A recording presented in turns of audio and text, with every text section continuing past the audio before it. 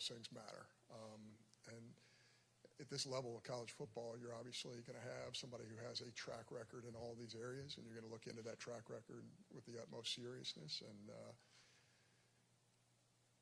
And you're looking for somebody who can lead a building, lead a staff, lead 18 to 22, 23, 24-year-olds into battle to compete in the best league in the country. John, can you kind of talk about the timeline of y'all's decision to part ways with Coach Freeze? And when you look back at it, you know, with the way Saturday turned out, there was a lot of fans that left early in the fourth quarter. Do you maybe regret not doing it sooner when things get to that point, when it feels so untenable? No, we all go through our own process. In my process, I want to make sure, I want to write things down. I was going to say get a good night's sleep, but I didn't sleep at all on Saturday night. But I want to be able to process everything that happens, because the last thing in a leadership role that you ever want to do is have a knee-jerk reaction to anything. I needed some data. I needed to, again, write everything down. I try and take notes on my phone and other places during the course of a game, so that I can go find that on video or rethink that or run it by our staff. So, I took time after the game to get my thoughts together, and then reached out to Coach Freeze late morning Sunday. John, before you guys made this decision, there was a lot of talk about, you know, Penn State and LSU and Florida, a lot of these other schools already in the market, and how crowded it was going to be. Obviously, you guys think that you can be competitive in a market like that. Why do you think that Auburn can be a place that can, you know, attract a top candidate, knowing that there's going to be a lot of competition for that in this cycle? Well, I mean, until we went this route, I didn't really deep dive every single day into the marketplace, but I think we have the best job out there. We have the best fans. We have 19 sellouts in a row. And when you consider what Auburn football has been through, that is incredible. That's a testimony to who our fans are. I'm deeply appreciative of them. I know our whole staff is. I know our student athletes are. I know our entire administration are deeply indebted to our fans who have been patient. And the reality is it's no longer time to be patient. It's time to act, and it's time for us to make a jump. It's time for Auburn to make a jump. Our fans deserve that. And I want that to happen as quickly as possible. I have not said this, but I do want to say this. This is something I told the players on Sunday when I met with them. I do want to just say, Hugh Freeze and his wife Jill and their entire family are world-class human beings. And I know that a lot of you in the media here have dealt with Hugh directly, and you know exactly what I'm talking about. And that makes these decisions even more difficult. But he is a special man. I will always have a relationship with him, and he did some positive things in his 3 years. Probably the most notable is the incredible upgrade in talent that we have on the field. And I think that's one of the most frustrating things for me right now is if you look at both sides of the ball, you're looking at guys who are going to play in the NFL one day. You're looking at guys who have skill. And obviously defensively, we've been outstanding. I think we have one of the elite defenses in the country, but offensively, that has been a real struggle. And we have talented young people on that side of the football. So that has been extremely frustrating, and one of the reasons we had to act. Hey, John, Justin Hoganson, Auburn Sports on 3. I guess what went into the decision to name DJ Durkin interim head coach, and is he somebody that you think is going to be a part of that process of looking for a guy to see have a chance to win the job? Yeah, I think DJ has done an incredible job with our defense. And when you're at practice, when you watch him coach in-game, it's pretty evident that he does have an edge. He's somebody with incredible energy. He's somebody that the players, student athletes relate to. He's somebody who has strategic vision. Will he get consideration? Absolutely, he will get consideration. But I won't go any farther than that. I mean, I think DJ is definitely somebody who has earned that opportunity, but he will be part of a pool that we will consider. JG with Auburn Sports. I'm part of the On Live network, on 3 network, excuse me, Justin. Question about who's going to help you with this search. Are you going to get a search firm? Who else is going to kind of work with you there? You know, we're not sure if we're going to use a search firm or not. Really, one of the reasons to use a search firm is for background checks and things of that nature. If we use one, it will be more of a peripheral background type situation, even though we have opportunities to do those things on our own. Not sure if I'm going to use a search firm. I will tell you this. There is no question that I will take information from industry experts. I will take information from people who really understand college football at a high level. And we will go to people who have incredible data, and we will go to people who really understand all 4 corners of the country in this great sport. But I am the committee. And even though I will listen and I will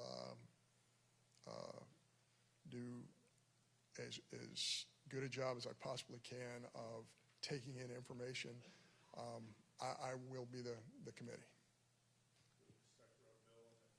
Yeah, Bill Cameron, ESPN 106.7. John, what's your expectation as far as the timeline's concerned, and does the December signing period play into that? Yeah, it certainly does. And, of course, with the new portal period coming up that was just changed recently, I think that is a consideration as well. But certainly as close to following our last game as possible is ideal. But are candidates that you're talking to still playing at that time? What are they playing for? Are they in the CFP? Are they in a bowl? I would assume that every single candidate that we're going to speak to outside of this building is going to be in that situation. So we're going to work as quickly as we possibly can to try and get it done as quickly after the Iron Bowl as possible. Peter Ryder, KSAL.com. What was the response and reaction from the players when you met with them yesterday? And I guess also, what was their response and reaction to, playing for Coach DJ Durkin? You know, I think that's something that they would have to answer. I'm just in a room addressing the team. I honestly could not tell you. And when we called that meeting, I'm sure that so a lot of those guys didn't get to sleep until way into the morning. So, we might have awakened them to set up a meeting. So they might have been still tired from the night before. But I think that's something that they would have to answer. Dan Peck, ESPN 106.7 in Auburn. You mentioned just now the talent that Hugh Freeze accumulated on the roster. Quarterback has been something of a mixed bag the last couple of years. How important is it for the next coach to have a track record of developing and evaluating quarterbacks? Yeah, I think that's crucial. There's no question that the most important position maybe on the field,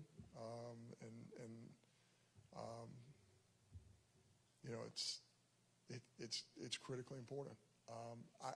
I hesitate to make an examination of our quarterbacks because I don't think that's fair from where I sit. I do know this. I know that all of them have given tremendous effort. I know that certainly we have quarterbacks that have promise, that have futures,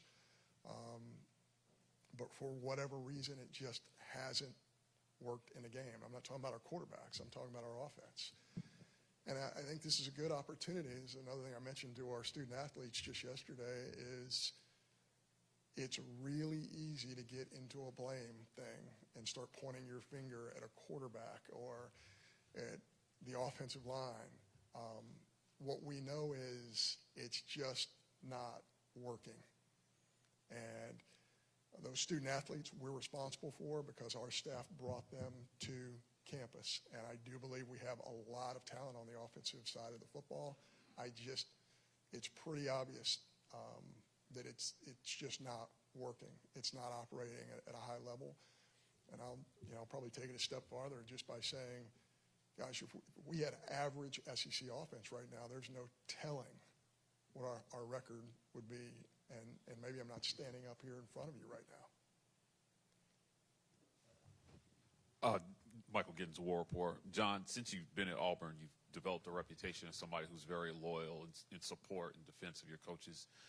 At what point in the season did it become apparent to you that it might be a reality that you might have to make a change? Was it after Georgia? Was it after Missouri? It was just the general inefficiency of our offense, especially in fourth quarters. I think you find out a lot about your team and when you watch a fourth quarter offense. Are they going to attack the game and say, we're down a score, we're going to get this done? For whatever reason, that was not happening offensively during the course of the season, and that was something that was noticeable. Everybody in his room noticed that, and that's something that's got to change, and it's got to change quickly. Jeff Shear, AuburnTigers.com. Any message or words for the Auburn fan base who have supported this program so strongly under Coach Freeze these past 3 years? Yeah, I mean, our fan base is incredible. I just, from the moment I stepped onto this campus and I went to my first football game, which was Texas A&M, it was obvious to me this place is different. We have incredibly loyal fans. We have fans who have shown patience. We have fans who have given in every way. They've given their time. They've given financially. They have given in every way. Now it's time for us to give back. And that's one of the many reasons we had to make this decision. It's time for this football program to give back to this fan base. They deserve it. And I'm going to spend every minute of every day that I'm awake trying to give our fans exactly what they deserve, which is the best.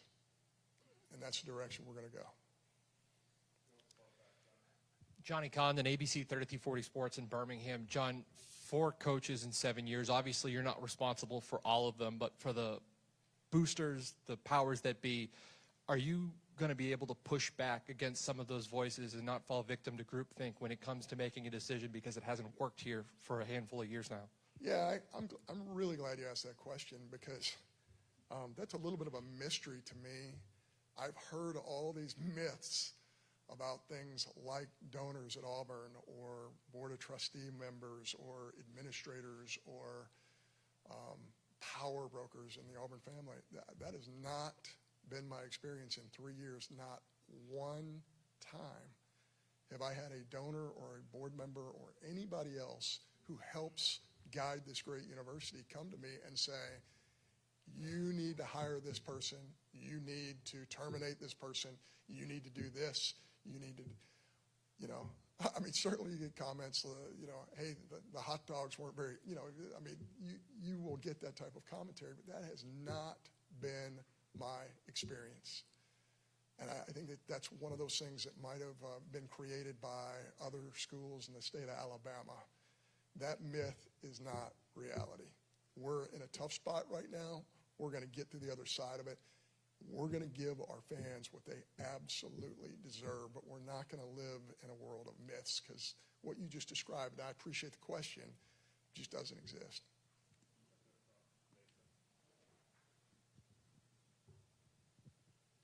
Was the buyout from Coach Freeze, do you guys plan on paying that entirely? Was there any sort of negotiation with that? We are in discussions with Coach Freeze's representation right now. And that's not done, and I anticipate it's probably not going to be done for a while.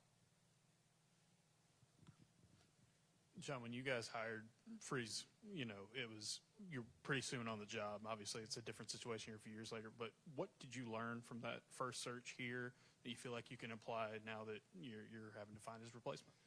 Yeah, I think the group of coaches that are available now are considerably different than it was 3 years ago. But yeah, you're constantly, anytime you're talking to industry experts and listening to their opinion and kind of sifting through fact versus fiction, you continue to learn.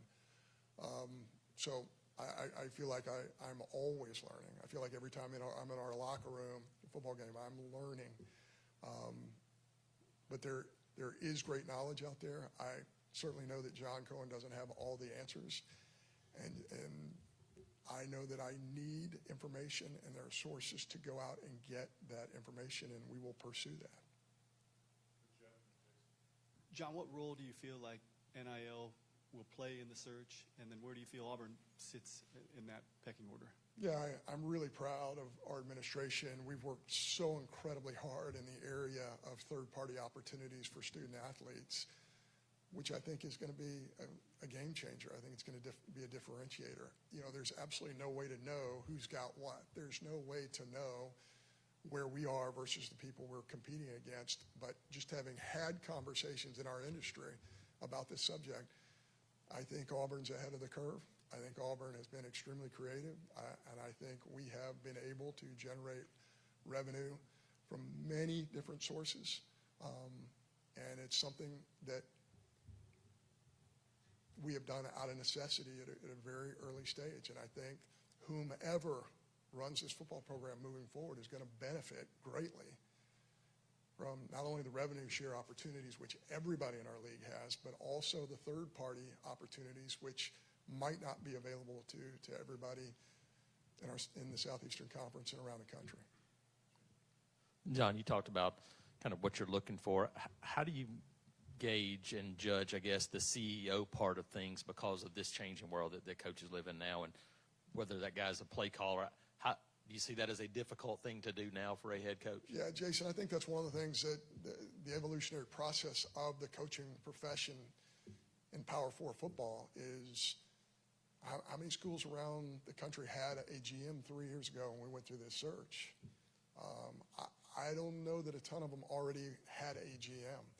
If you look at the amount of resources that Auburn and the people that we were competing against, the amount of resources that were driven to name, image, and likeness prior to House versus the NCAA coming into effect,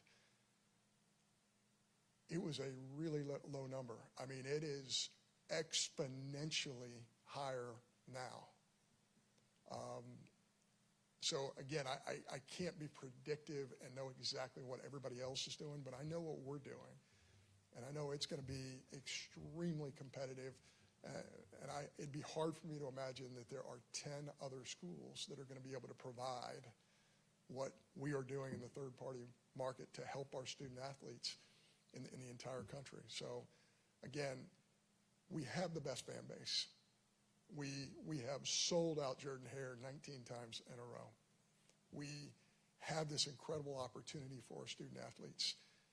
We have the foundation of Auburn University and everything it brings, from the creed just to this campus, to the education it provides, the great history here, not only in athletics, but academically as well, and research. Auburn has it all. And now it's time for Auburn to have it all in the sport of football. And we're not going to rest until that happens. Hey, John, Davis Baker, WSFA Montgomery. You guys have had success in a number of sports since you've been here, but with football being the moneymaker and the way of life it is in the SEC, how much pressure do you feel to get the next head coach correct? Yeah, I think pressure is one of those self-induced things. I'm going to put pressure on myself to do everything, to try and do everything the right way, just like I know all of you do. I know that I owe this to this fan base. I grew up in the state of Alabama. I know how special this fan base is. And again, I wake up every morning saying, we've got to get this done. We've got to get it done for the people who are in the top of that upper deck, the people who are in our suites, the people who are on the field. We've got to get this done. And again, I know it's been bandied about that we're close, right? I'm not going to say that we're close. Close doesn't matter. Getting it done matters. But I will say that we have an elite defense. I will say that there are a lot of areas of the game in which we excel. But the offensive side has really hurt the production of this football team, and we got to get that fixed. We have to. Now, is it fair to bring up DJ Durkin here and say, hey, fix our offense? No, that's not fair. But what we have done is we have given him the opportunity, especially with our staff and everyone else, to step forward and say, this is going to be your program for the next 3 weeks. Do the things that you feel like need to be done internally for us to be more competitive on both sides of the football. And we have a lot of confidence that can happen. Is Hugh Freeze the only change effective immediately on the coaching staff? No, there are some adjustments that will be made in the coming days, weeks, months. There will be other staff adjustments that will be made moving forward. But at this present moment,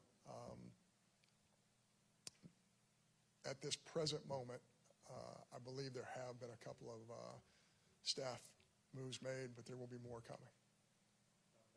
Yes, sir. Thank you. We'll have Coach Durkin here in a few minutes.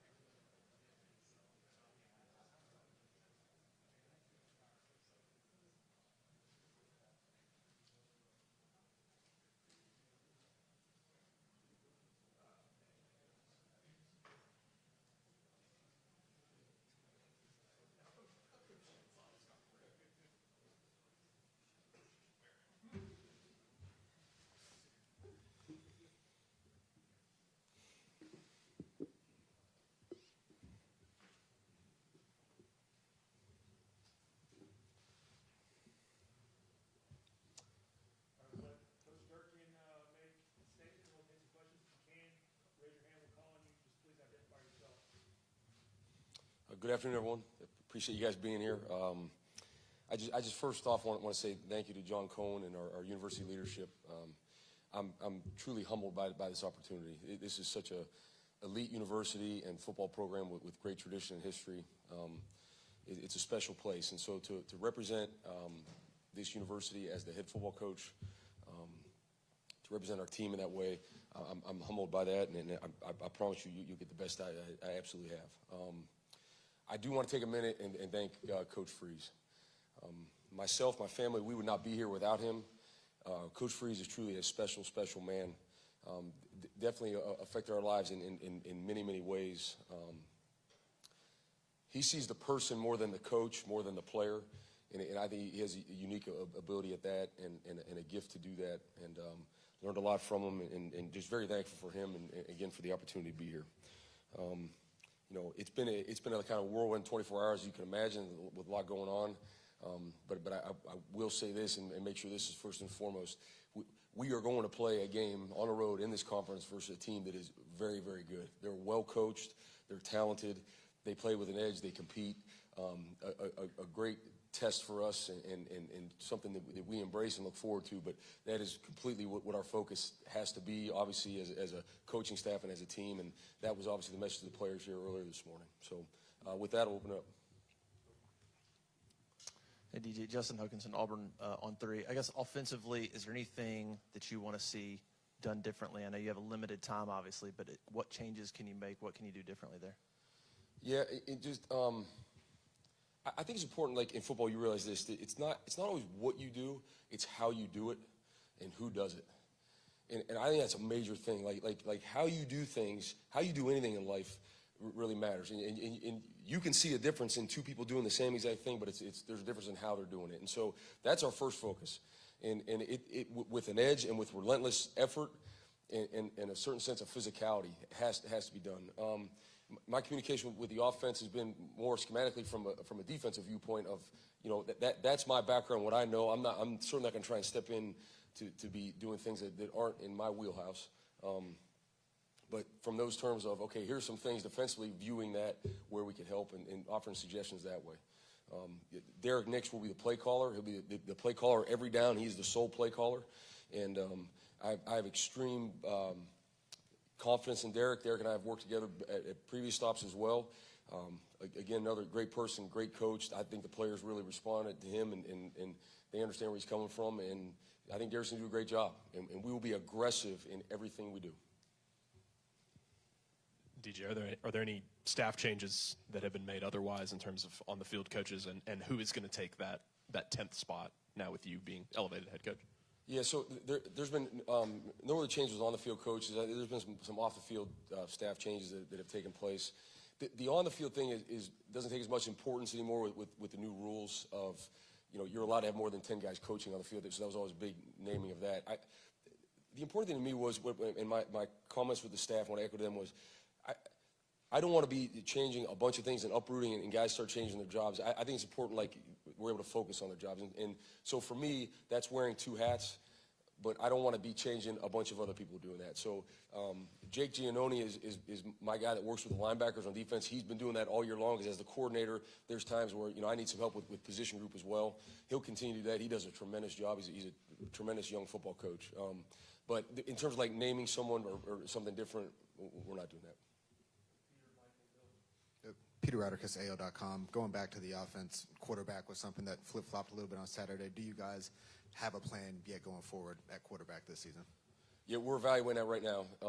There's been discussion about that all throughout yesterday and today, and we'll certainly come to a decision on that. I think, that's an important one. Obviously, that's the guy whose ball, the ball's in his hands every down, and I'm trying to gather information on that too. That's obviously been something I've not really been a part of, and so to me, I don't think you hurry into decisions. It's kind of I'm gathering information on that, evaluating with the offensive staff, getting their feedback, and speaking to those young men. And I know this. We have three tremendous young men that can play the quarterback position at a high level.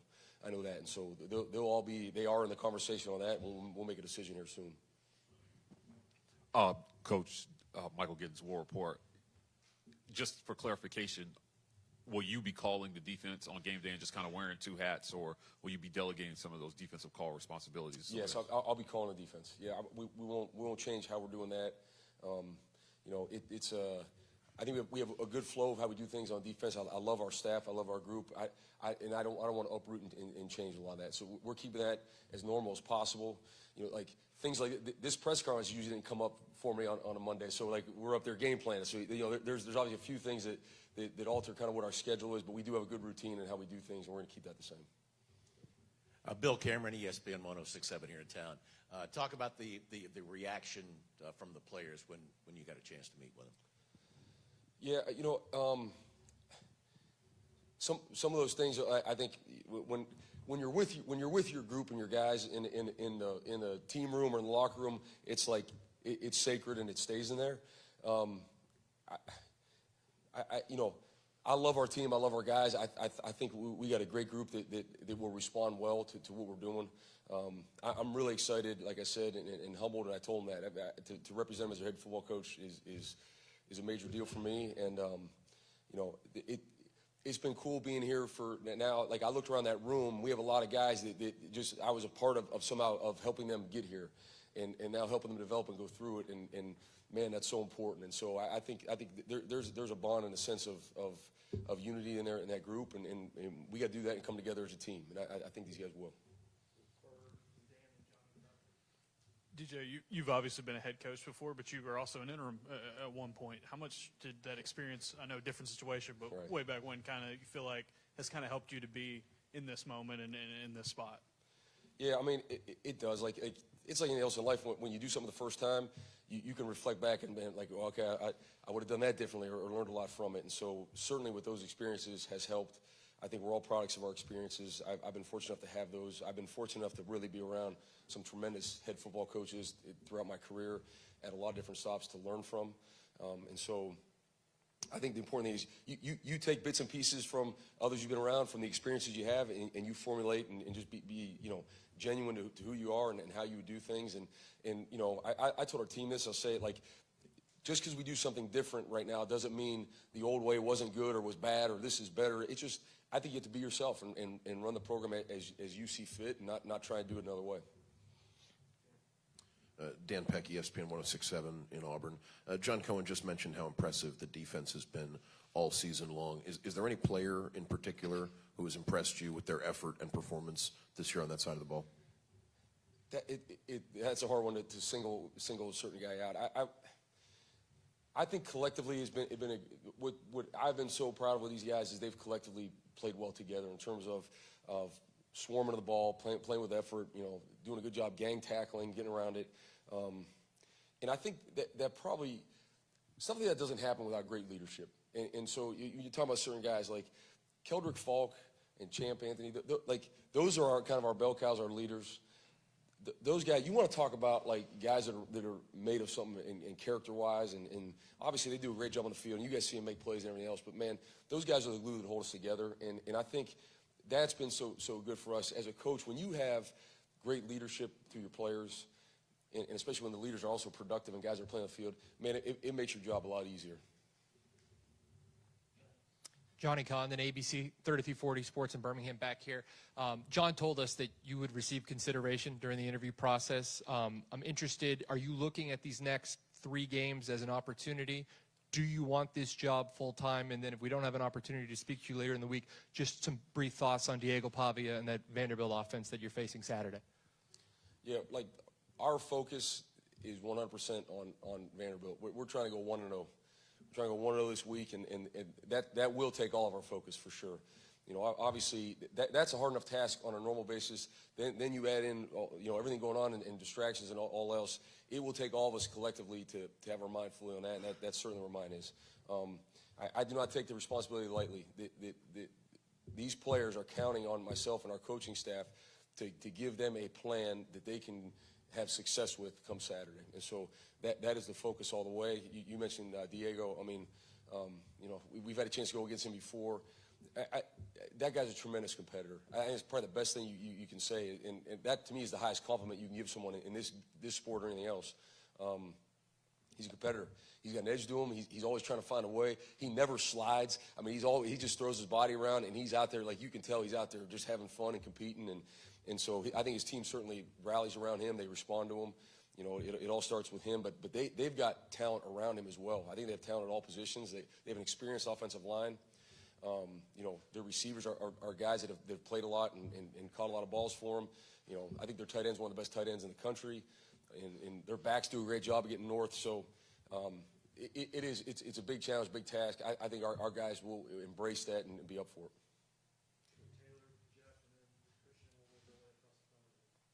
Taylor Korn, The Barn. You spoke on it a little bit 2 questions ago, but can you kind of talk a little bit more about the leadership that you've seen from Keldrick Falk and Champ Anthony, 2 guys that we've been able to talk to after a couple of tough games this season, and how much you've seen the younger guys take to the advice that they're getting from those veterans after dealing with some adversity throughout the season? Yeah, I think leadership's one of those words that it's hard to really, like we've all heard it, we use it, but like how do you really describe it? What does it really mean? And I think 2 ways I'll explain how those guys lead. They lead by example, first and foremost. And anytime you have like Keldrick Falk, he's one of the best players in the country. So that's a guy that legitimately could probably cut some corners if he wanted to, take advantage of the fact that, yeah, I mean, no matter what Keldrick does, he's probably going to be out there starting for us, right? I mean, he's one of the best players in the country. But he's our hardest worker.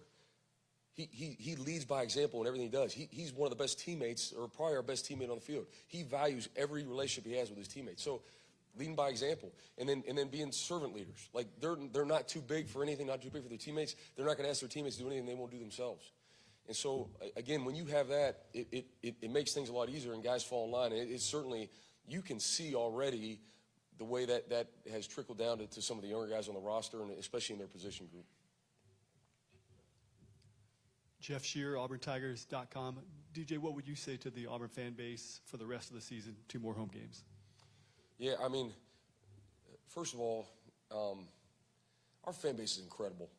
The support we get every home game here, whatever the situation, whatever's going on, whatever the weather, whatever the time of the game, whatever, they're there, that Tiger Walk, that's the most amazing experience you could have in this game. And so, first off, thank you for your support.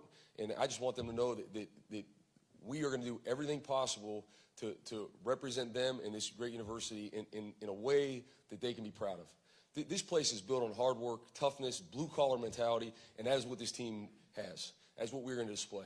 We're going to play with a relentless effort and play for one another and really have pride in that AU that's on our chest. Yeah, DJ Christian Clemente with Auburn 247. Signing day a month away. Have you had a chance to talk with commits? What's your kind of message to those guys trying to get them to stick in the class? I have, yes, and that's ongoing. I had a bunch of conversations yesterday, and obviously that's every day. It'll continue throughout today and this evening. The conversation was very positive, very positive feedback on both sides, and I think this place, there's so much to recruit to this place. And they understand that. When you bring a guy here on campus, when you bring a guy here for that game day atmosphere we're talking about, it's eye-opening for anyone. And just the tradition and history of this program and all that this place can provide, this university can provide you from an educational standpoint and just this community, Auburn's an easy place to sell. And so these guys, there's a lot of reasons why. The guys that are in this class, they've chosen Auburn for a lot of reasons, and a lot of those reasons are still the same. And, we're going to continue to recruit them like crazy. Coach Jerry Humphrey III, AO.com. You guys have been able to defend well against some talented quarterbacks this year. Looking ahead at the Diego Pavia matchup, will you guys kind of use that same formula or kind of change it up since you guys seen him before?